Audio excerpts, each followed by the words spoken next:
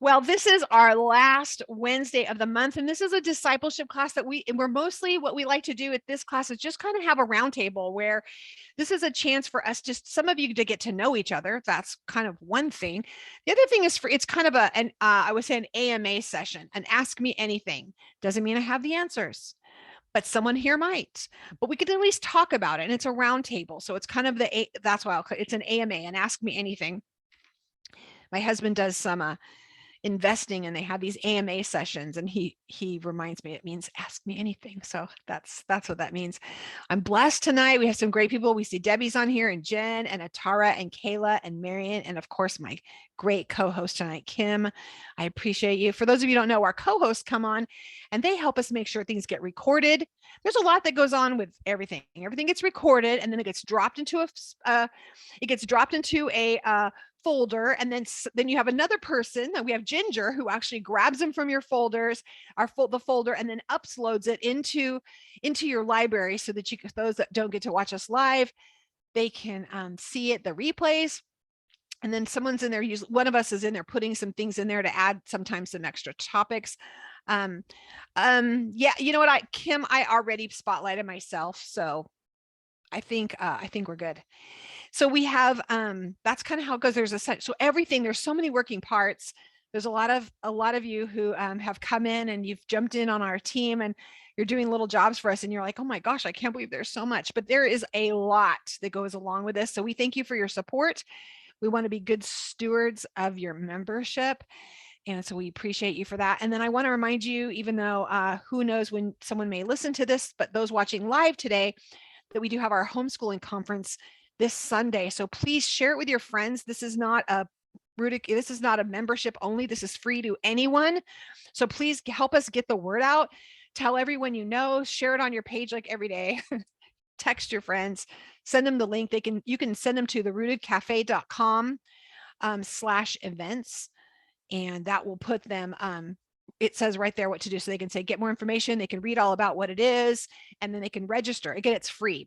If they can't come free and they're not a member, then they can purchase the videos, and they're like $39, and they get all the videos for the event. Now, if you're a member, you don't have to pay for that. You get it for free. It's included in your membership.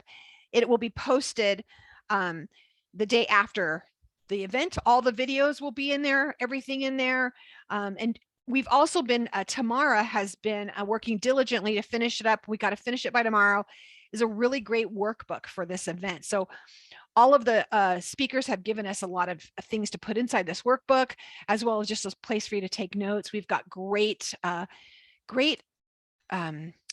people giving some content as far as like different kinds of curriculum, or why to use a curriculum or not a curriculum. There's so many different things we're going to be going into. So we're really, really, really excited about it.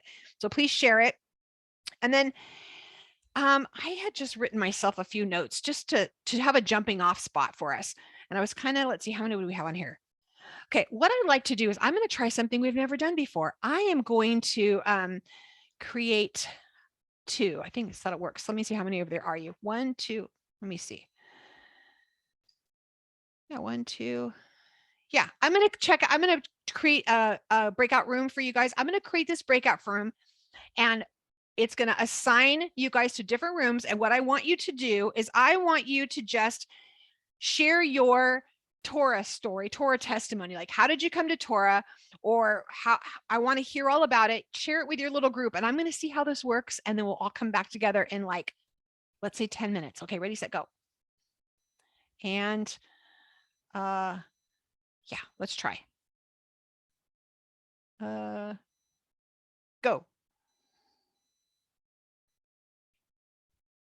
So you've all should have gotten an invite to join a room. So join the room that you're invited, and then jump in, and then awesome. Jump into your rooms. I'm going to jump in a room, and I'll see you guys back here in 10 minutes. So you should have had a thing pop up on your screen that says you were invited to a room. So you want to hop into your room, and then we'll be back in just a minute. I want you all to get to know each other a little bit. So great. I think Debbie, you would have gotten an invite to the room. Are you in there yet? And then we'll be right back. I'm going to jump into another room.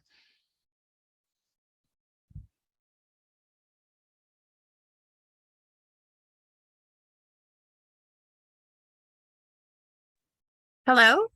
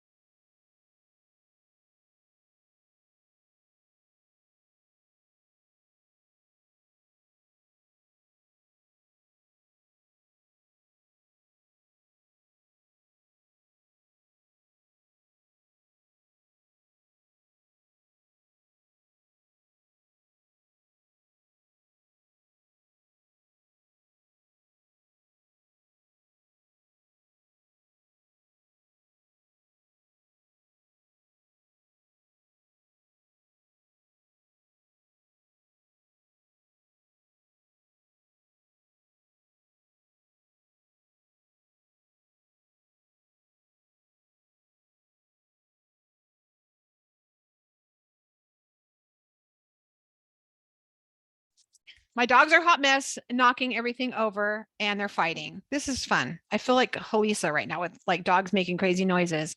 Okay, so that was really fun, you guys. It was fun. A lot of you wait, just wait. There are a few of you will be coming back in here. Let's see where they're all at. They're coming back in. They'll slowly bring it in, and we're all slowly coming back in. That was fun. Did anyone think that was fun? I want in the chat. You guys chat for me. Tell me if you thought it was fun.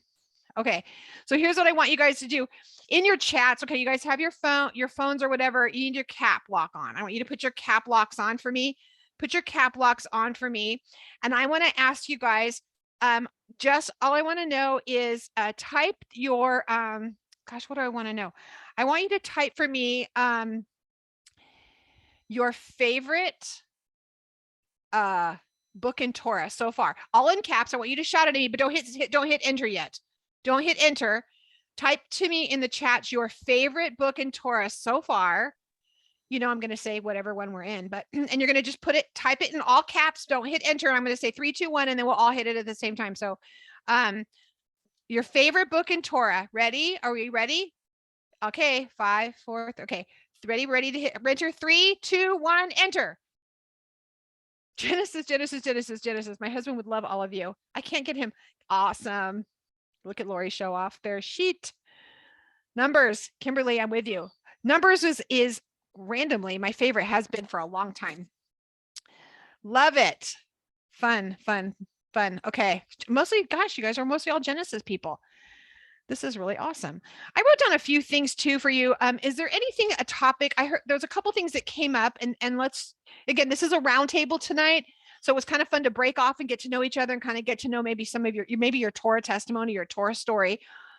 But one of the things that come up, I love, we had, let me make sure I get the right names of everybody here on. We had Kimberly Smith. It was really fun because she was mentioning how going through the process and about identifying with something. Now, we have such a great collection of all of you here. We have some, she was like, I didn't necessarily feel like I identified as a Christian anymore. And I didn't want to take on that label.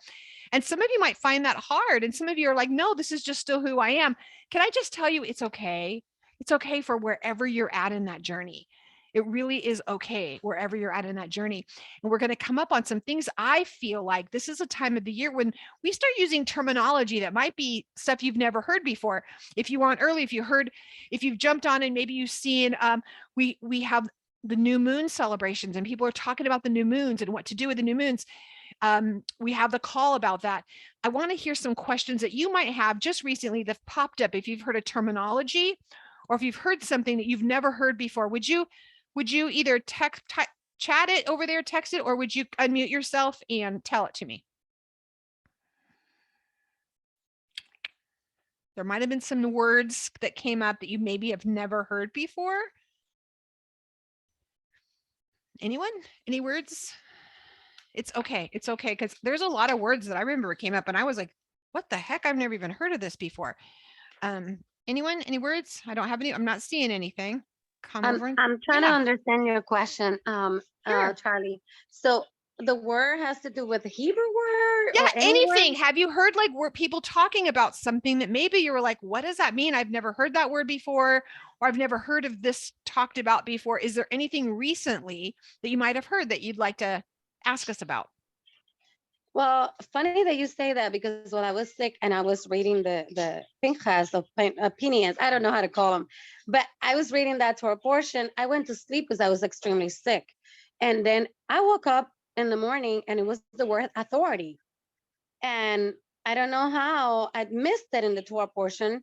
I missed it in the part of Jeremiah, but then I saw it in the part of Yeshua when he like flipped the tables and the Pharisees are saying, and what authority are you doing this kind of signs or something like that? And so I went into this, let me study this word, authority, right? And so I found out very interesting things, but this one thing that I found out that really struck with me was the fact that authority really is more like someone really being able to recognize the light of Yeshua in you, even if you're not doing anything. Like they can tell by your presence that there's something about you and it's him, you know. And that was, I don't know if you have anything else that you have learned about that word and the way that it really represents, because there's many meanings to authority in the Hebrew word. It was like dominion and mastering, and the whole thing about sin is crouching at your door, Cain, to rule over you, but you must master it. And so then you have dominion. The Adam is supposed to take dominion, and all these words is the same root word for authority. But it was my very first time doing a word study, because I was in the cafe, and then I forgot her name. She was saying doing word studies is the best way to learn more about Torah. So I actually did in my first time. And I was like, oh my God, that is so good. So if you know anything about that word, dominion, ruling, I don't know, authority, mastership, or mastering, if you have anything else that you guys have learned anything else, it's my very first time. Like I said, it's just recent. It happened just in this Torah portion. So Yeah, well, thank you. That's a good one. Yeah, I will have to I would be I'm like, hey, you're just giving me a new word to do for our word of the week. Let's do that one. Does anyone have a personal experience with that word? I will say to you that the thought of being able to recognize his presence in someone, it is fun to me because I see someone and I just know. And I will say that you know him, don't you? It'll be random. I've done that to random strangers and I'm not an extrovert. So, but when I see someone and I know that, I'm like, you know him, don't you? Because you can see that light of him in them. So does anyone else have anything on that word that maybe they personally have done a word search on at all? If not, we'll be sure that's kind of a challenge for us to do that.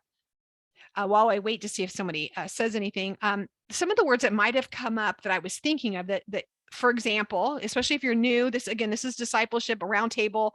So anything from new to old, and ask me anything, kind of an environment. But I've had people not understanding like what is, maybe they've heard about this being you're in between the straits.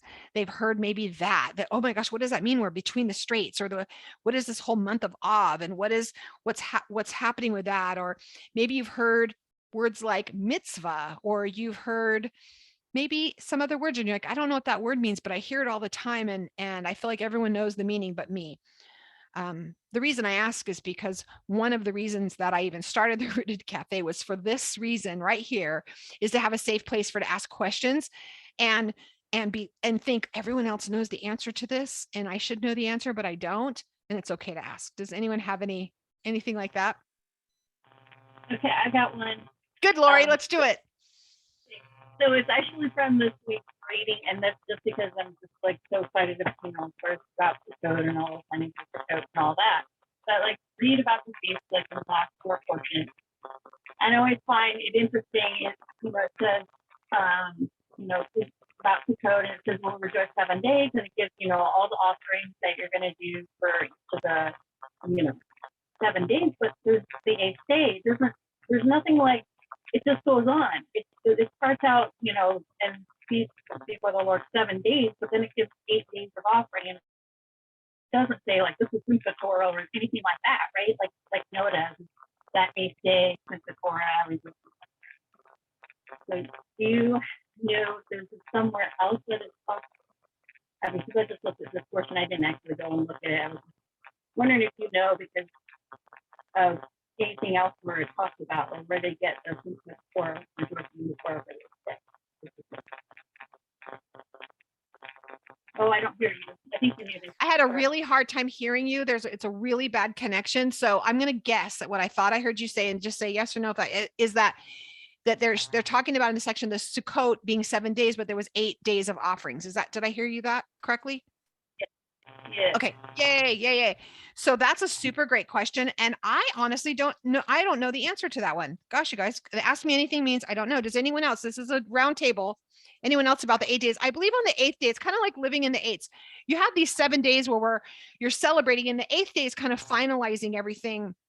And it's like moving into the land, right? It was like the living, we talk about living in the 8s, is that 8th day is actually the day you walk in into what you're doing. So I have heard that before. I will tell you that. Yeah, that's the part, like what I've heard, right, is like we're living in that day, and I've heard that. Yeah. And I've heard rejoicing in the Torah, right? Mm-hmm. That in scripture. So the ones you guys are wondering what she's talking about, we're in Numbers 29, and in 35, it says, and on the 8th day, there shall be for you an assembly, and you're to do no work. You're to offer to Adonai a burnt offering, a fire offering, a pleasing offering. One bull when it goes to the whole thing, and a grain, all the stuff, blah, blah, blah, and a goat and all the things, blah, blah, blah. You are to prepare these for Adonai at your Moedim in addition to your vow and free will offerings, along with your burnt offerings, grain offerings, drink offerings, fellowship offerings. So yeah, you have these 7 days, but then it's like a bookend, like so you have that bookend. It's actually this, like it's a Shabbat. You have this extra Shabbat at the end to like rest. And then now you've had this party going on for 7 days, right? And then you have a rest day. And then now it's time. It's like you're honoring it as a Shabbat, and then you're going forward. And it's one of those things that's important. How many of you have already, this is a time of the year, I want to encourage you that you should be looking at the holidays coming ahead, because these are the Moedims, these appointed times. It's not a Jewish calendar. This is God's calendar. And how many of you have already looked ahead and been like, okay, look what's coming ahead. So I have my calendar out. I have a work calendar, and then I have my other calendar, but having the calendar out here so that I can look and see which days are, when does everything start? And if you guys look, this is a really great time to start preparing, because you have Sukkot, you'll have things coming up. So for example, you know how it seems like we're so used to, we know all the other holidays, we were always ready for those, but you're going to have Rosh Hashanah starting on September the 25th. So it's a good time right now to start looking into it. We will have Valerie Moody will be doing another teaching, so that before we get into that, so you'll know it. However, in advance, I would recommend get in and start looking into that. What do I do for this? And I think you need to start in the Word. What does the Word say about Rosh Hashanah? What does it say? And so this is a confusing thing for people. Well, wait a minute. How are we doing a new year, but we already had a new year, but Passover, that's supposed to be the head of the year, and then this is supposed to be the head of months, and that gets confusing. And we did discuss that in another time. So if we want us to clarify that, we can do that again too. So you have that coming up at the end of September. So if you have kids, this is a good time, or family members, to start planning for it. How am I going to make this how am I going to make this a fun celebration? How am I going to do this really well? Because a lot of you, maybe you have given up some other holidays. Maybe you've given up some other family events. This is the best time for you to start bringing those back in. And then we're going to hop into October, and you have Yom Kippur on October 5th. And this is a big deal. You have Yom Kippur, this is a they call it the high holy days, right? And going into this, I would love to hear from some of you. What are some of the things that you all do for either Rosh Hashanah or Yom Kippur that you'd like to share with everyone?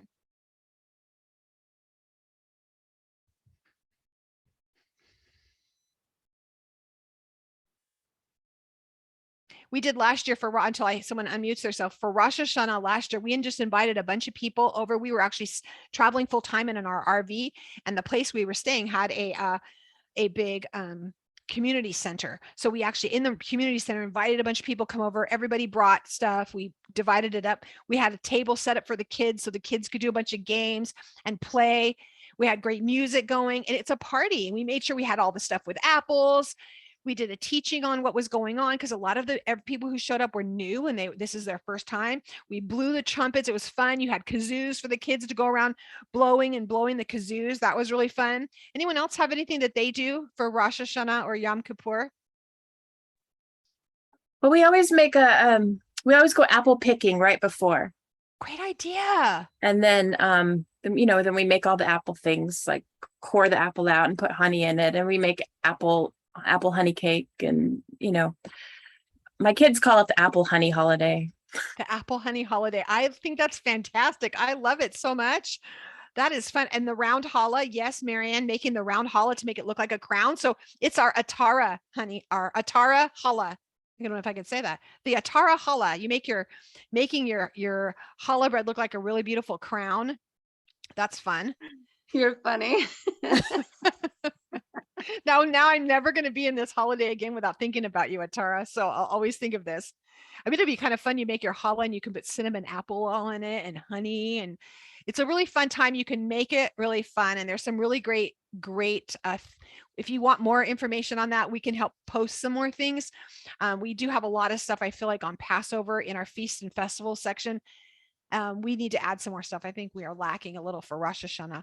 I'm going to pull this down for you just a second. I'm going to grab something for you.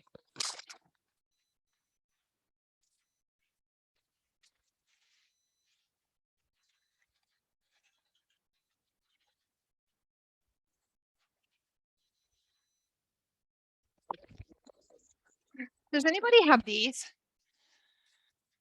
The days boxes? I can't remember how much they cost, you guys. I think they're like $20 or something. And I had subscribed to it. So I have the Hanukkah one, Tu B'Shavat. I have the Sukkot one, and I'll just kind of show you what they look like. Okay. So what I like is they kind of come, especially if you're new, they come like, for example, it came with this. So you could make like really, it has little cookie things, cookie cutters with bees and apple or pomegranates. So that and the little fishy. And then it has, what is this? Oh, it had a marker and stuff because this was a table runner that we had put out for the kids. There's so much, I can use it again this year.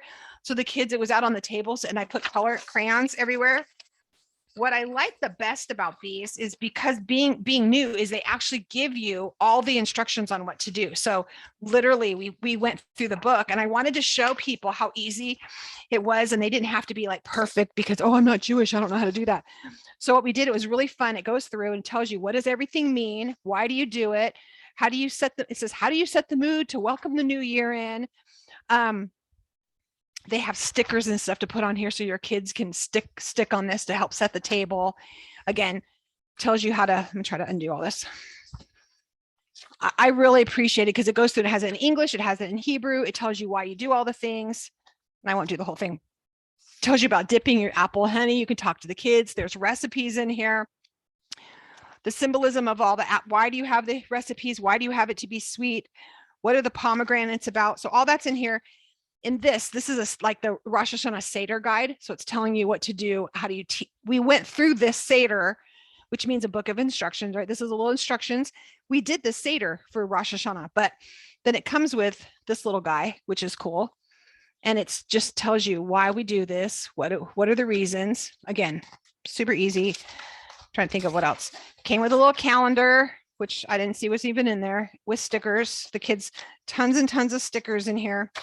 There's more stuff in there, mostly stickers and everything. So here's that one, and I'll open up the Sukkot one because then that's next coming up. I feel like Sukkot is another one that you want to really start preparing for. This is the fun time of year.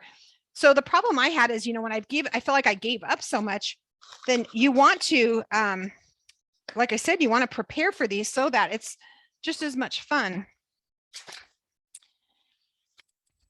So here's the one for Sukkot. And my granddaughter, we did this last year and there was a bunch left over, but they had all of these, but we taped, we did these and taped them together and made these to decorate our sukkah, right? We did all this and we did all that. It again comes with a little book, the guide that tells you all about Sukkot, why we do Sukkot. Forgot it's backwards because it tells you the reasons for it. So you can read the story. There's so much stuff in here. Things to make lanterns, things to make if you don't know what to do, these are kind of cool your first year. Lots and lots of stuff. Things it comes with everything, even all the little light bulbs, everything to hang. Anyway, box O stuff for each of the holidays that are really kind of nice. It's kind of helpful to show, and there's little waving banner things, tells you why you do things. Because for me, I didn't really have anybody who in my family who was here to help me. And I don't live close to really, or I'm not part of a fellowship that really does all this or who teaches it. And the fellowship I was part of, they didn't really teach how to do all the things. They just kind of told us about it. And I felt like they were doing it, but we didn't know how to do it. Anybody else have what they do maybe for Sukkot and that's you guys coming up. That's the end of October. Wait, I have this. Oh, I'm sorry. Go ahead. Lori, go ahead. Yeah. One thing that I thought was really cool when you redid this is something we do all the time, but it just reminds me of it. I'll probably do it this year again because we have a bunch of people coming a lot more littles again. My youngest is 13, but it was really good with the littles. When we were doing it, we had created everyone to write something that they were thankful for. We created those paper chains and then we decorated the circle with that. That was really cool. I think our theme that year was thankfulness. And so just being really thankful. But each year we kind of come up with a theme, right, for the year. And we focus a lot around that. One was like fruit of the spirit. Just we come with a theme, I guess, for the code. And then we do activities or teachings around that. Very cool. Very cool. Marion put on here that Sukkot was her family's vacation. We attended Monte Juno Sukkot at a large Sukkot out of state. That's fun. There's a lot of places that do big Sukkots and before everybody gets together and does these big camping trips. I've been thinking about how we were going to work that out here because I would really like to just be camping for the whole week. And we were last year going to do it with who was I going to do it with? Jacob's Tent. And unfortunately, we weren't able, we had some issues that we couldn't do. I think it was some of our family members ended up getting COVID, but so we weren't able to go. And I was so bummed out. I had to get a hold of Beth. And I was just bummed. I'm bummed that, Bill Cloud's wife, Beth, I had to call her and I'm like, Beth, I'm sorry, we can't make it. And it was disappointing, but maybe this year, I don't think so. I think that we're going to do something close to home here, but camping is great. You can camp in your backyard. You could make a little tent in your backyard. And the whole point is to be outside, to remember that he was the one who was covering them and protecting them. Your kids will love this. My daughter, the first time that we did this was in her 20s. And when I say something about, oh, we're going to be doing Sukkot and we'd love for you to join us, she goes, oh, is that one where we stayed outside all the time? I love that because her love language is quality time. She loved that we just we were outside. We did everything outside. We ate outside. We did everything else outside. And she just loved that time together. And even, she's 30 now, but she still is like, is that when we did that? And it was the time.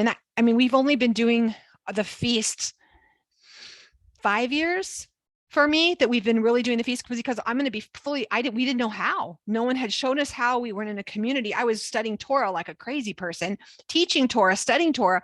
And I was honoring the festivals, but I didn't know how to actually celebrate them. Does that make sense? I didn't know what to do. And I didn't want to seem phony. So I just did whatever the word said. And we didn't work on the days we weren't supposed to work. But I didn't really know how to make them a fun celebration. So is anyone else having a hard time with that transition?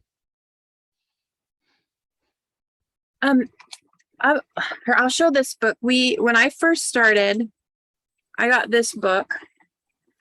It's called Celebrating Our Messiah in the Festivals. Uh-huh. I don't know if you can see it, but yeah. Here, I'll turn.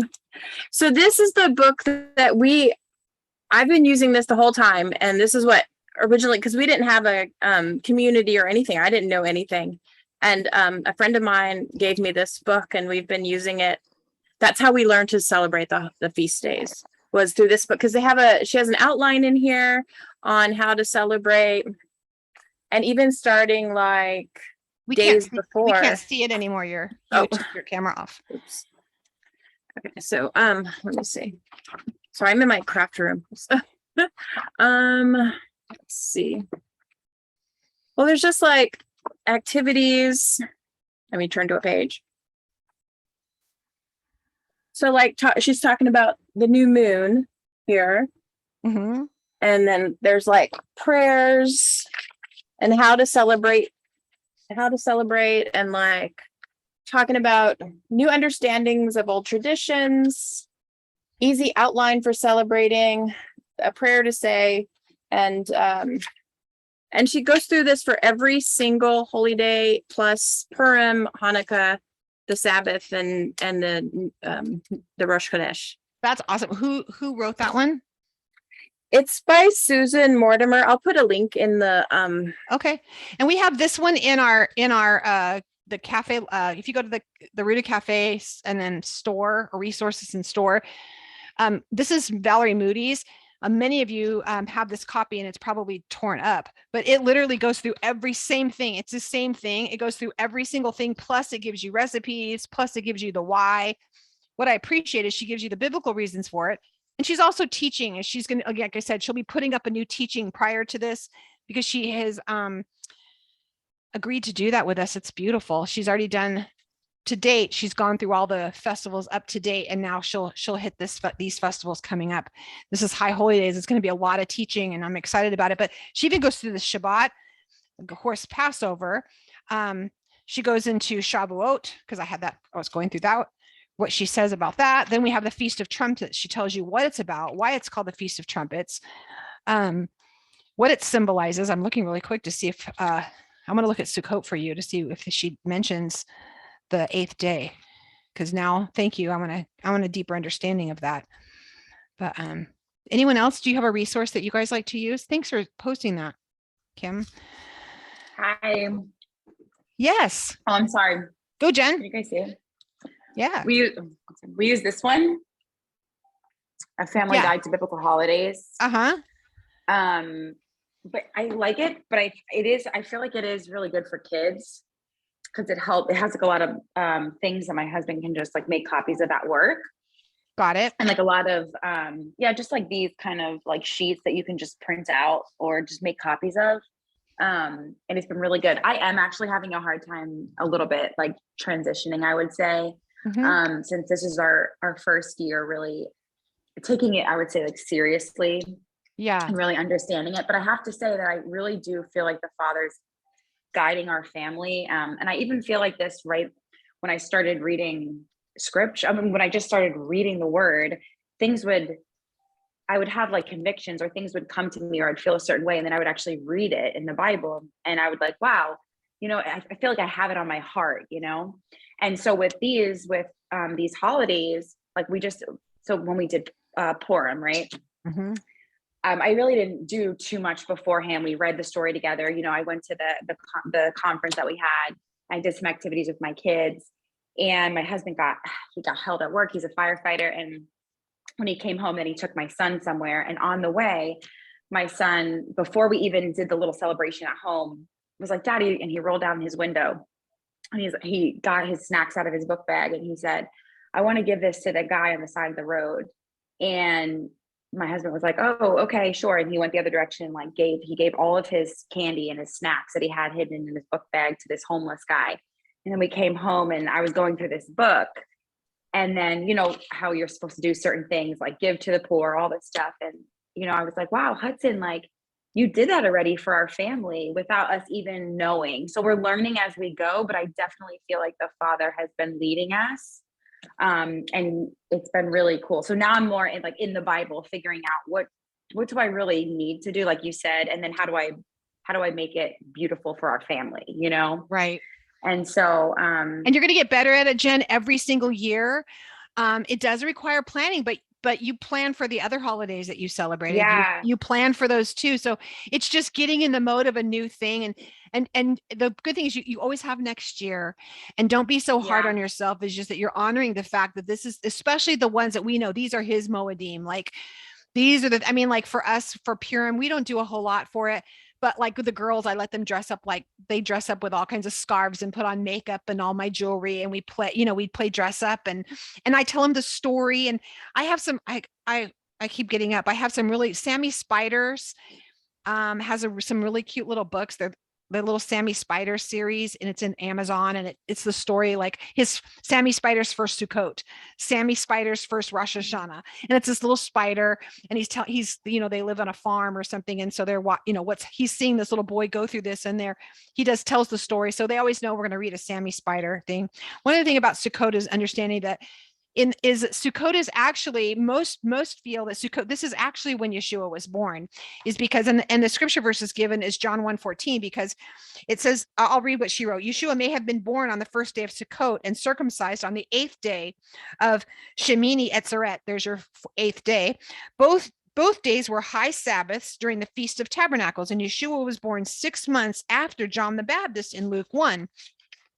The time during Zachariah's temple service when he burned incense at the altar sets the date of both John's birth and the birth of Yeshua. Zachariah served with the Abijah division of priests. So King David had divided the priests into 24 divisions in 1 Chronicles 24. Abijah was the 8th division. Each division served for 7 days, beginning on the ending of the Sabbath. She basically goes into telling why and what would prove, so that you would have, this is why they believe that he was born during Sukkot. So a lot of people will do their whole happy birthday to Jesus during Sukkot. This is when they actually celebrate. This is when they might give presents. I mean, it's really up to you. I promise you, no matter what group you're in, you're going to hear all kinds of things. And I don't want you to take on something that's not you. We went through a season, which you've heard me say before, where we were like, if it's not in here, we're not doing it. We're not adding or taking away. We're just going to be teetotalers. We're just doing this. because when we would hear about all these people, we're not Jewish, so we're not taking all this stuff up on. And my husband especially, he was like, I'm not Jewish, I'm not taking all this on. And I'm like, well, like yeah, I wasn't raised Jewish, so I won't say that I'm Jewish. Biologically, if you see my DNA says yes, but who hasn't? We have all done the little DNA test, so whatever. But what we found out is by adding the little special things to it, some of the little traditional things, adding all that into it, all it did is solidify it and made it more special to us. That included, which we've shared before, I've shared with you before, about the fact that for Shabbat, lighting candles. No, it doesn't, doesn't say we have to do that. It doesn't, but for me, it sets the time apart and it causes it to be set apart, and it's not common. Now we've said apart this time. If we don't do it one, I don't feel bad, but we try to, because we've noticed a difference when we weren't doing it. Yes, Marion, it does say, we know that it says, and then Yeshua tabernacled among us, right? He tabernacled among us, which, they say also that's saying that he lived among us, that he came in and lived with us. So anyways, thanks. This good round table. Anyone else have any questions? Yeah.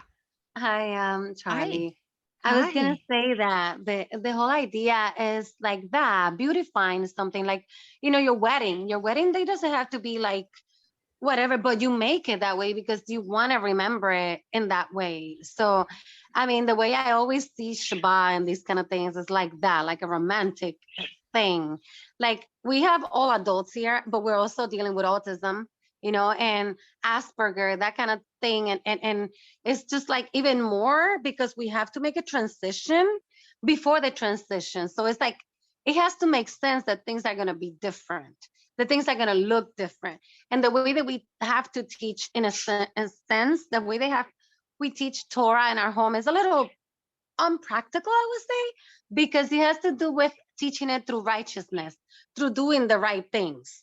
So one of the things that the way that I actually explain it or share with our son is beautifying what is already going to be done, but you just beautify it. You know what I mean? Like make it stand out. It's like the whole thing about being peculiar, make it peculiar. You can make it just different, Yes. And so for a lot of people, is that whatever you're going to do, like if you're going to give somebody a present, you wrap it, you put a bow on it, like you make it pretty. It's just that extra I think. And it's just whatever that looks like for you. Like, for example, last Sukkot, we were completely by ourselves and we didn't have a means to go anywhere, right? We couldn't. So I ended up building a sukkah on top of our couches. It was really funny. I love really it. Funny? Yes. You know what I used? I used the canopy. The canopy frame that you can make your bed into a canopy?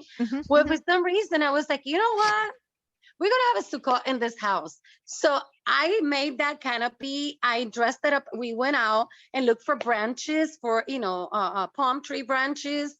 And we came in and I ended up getting all kinds of flowers. And we just made it so pretty. I bought an oil lamp and kept it inside in the table, on the center table. And it was the oil lamp light at night.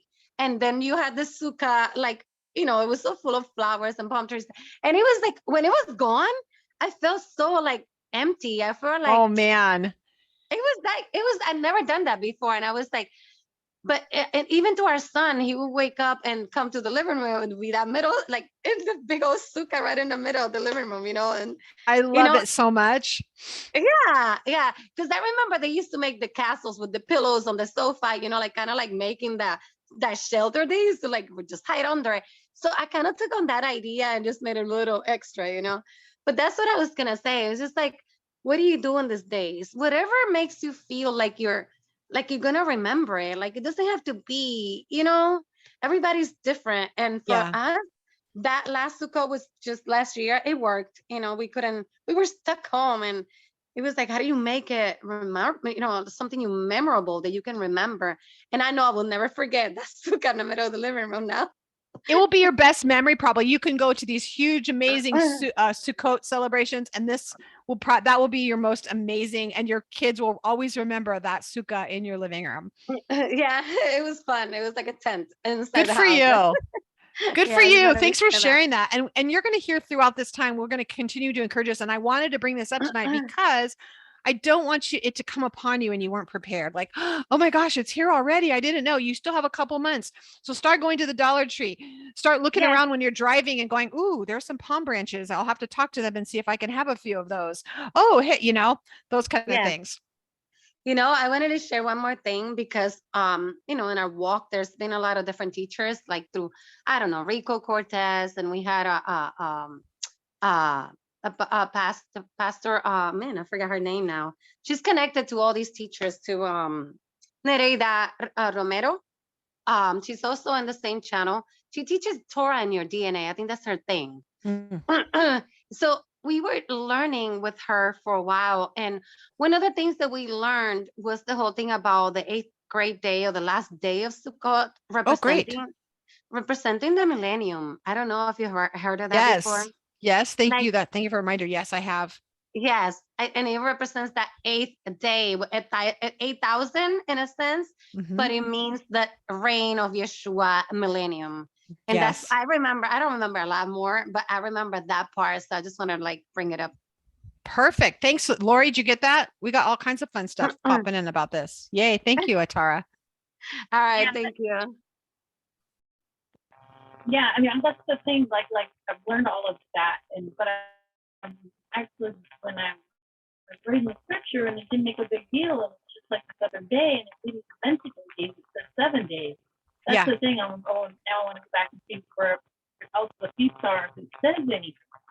I don't And then remember I didn't anywhere else know where it that- talks about that, to be completely honest with you. I don't know. I think this is the only place it talks about that 8th day, but I could be wrong. But I feel like 8th day, it's the only, look at Deuteronomy 14:22 through 16:17. It's talking about Shemini Etzeret in there, that 8th day. And then I'm just giving you what Valerie Moody has on here, and 1 Kings 8:54 through 9:1.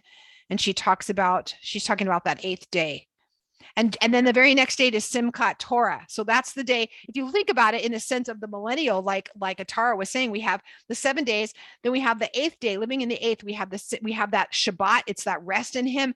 And then we move into the next day is Simchat Torah. Then that's like, now he dwells among us. We're actually, a new Torah cycle starts the very next day. So we get to start all over again.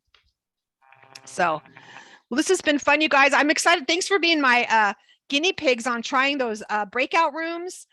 Again, if you have the last Wednesday of every month, we're going to be kind of like this. It's going to be super informal, just kind of around the table, talking, sharing with each other, being able to ask questions maybe that you're like, I'm too embarrassed to ask, or I've been reading this and I don't understand it. Again, like you can see, doesn't mean we all know it, but at least we can talk about it together.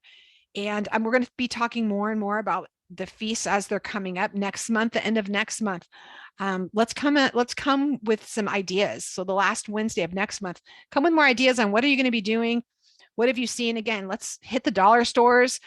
I know a lot of ladies will hit dollar stores when it before Purim, because it's coming off of in New Orleans, what's it called? Mardi Gras. They always put out all kinds of beads and masks and all that kind of stuff. So it's a good time to buy all that stuff up at the dollar store, get it right afterwards. And then, or anywhere it goes on sale, and then you can keep it, and you have little boxes set up for each one of the holidays. And this is a good time for you to start thinking of Rosh Hashanah. We have Yom Kippur, which is just a day of fasting. It's a somber. People do all kinds of really neat things for this day. We'll talk about that, but think about that for coming up, what those two, and also Sukkot, because Sukkot is a big week. It's a whole week to plan for. I wish I was going to Israel, but we weren't able to make it to go with Holisa but maybe with Keisha, if someone drops out, Randy and I will hop in. Otherwise, we're going to be leaving right after Thanksgiving with Keisha and Holisa, going to Israel this year. So I would have loved to have been there during Sukkot. Anyways, we'll love you guys. Have a fantastic week. We'll see you next Wednesday. For those of you, will see you tomorrow morning that are in Psalms 119. I love you and I mean it. Have a great week. You too, Charlie. Thank you so much. Bye. Blessings. Shalom, Shalom. y'all.